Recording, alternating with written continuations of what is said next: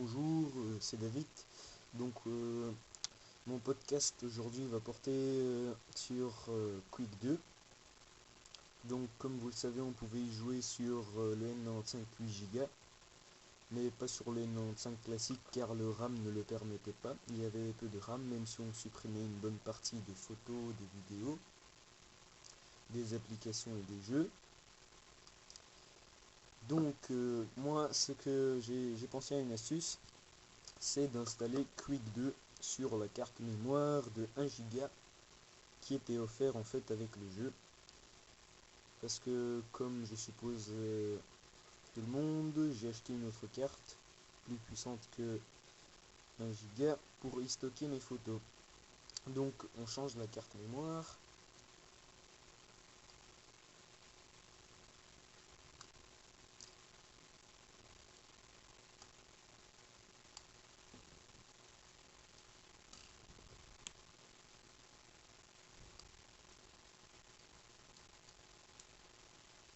Voilà.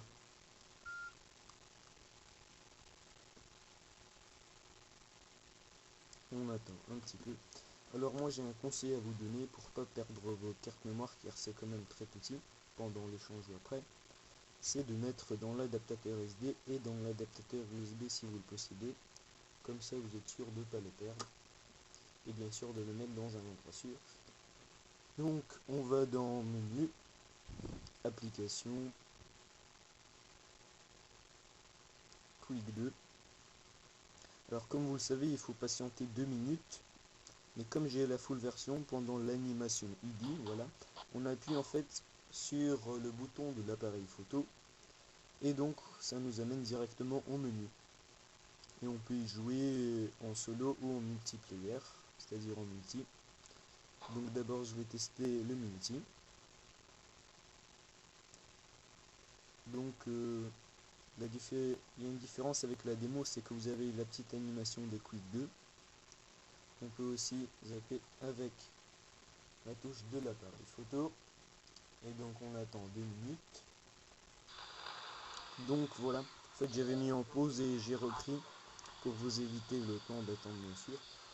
Donc voilà, ça marche impeccablement comme vous pouvez le voir. Je vais jouer un petit peu.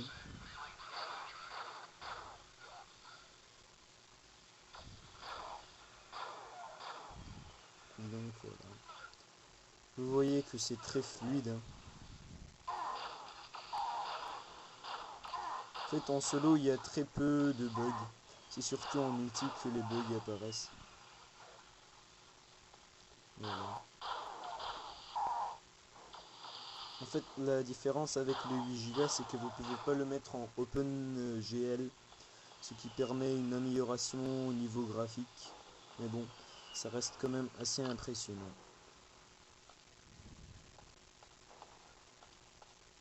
Voilà.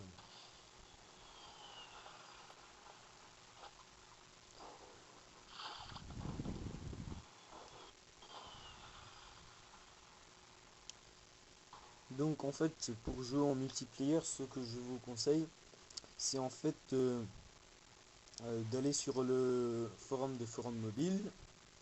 Et là en fait ce qu'on a créé, on crée des serveurs pour pouvoir jouer entre mobiles et pas avec des mobiles contre des PC, parce que comme c'est moins maniable qu'avec une souris,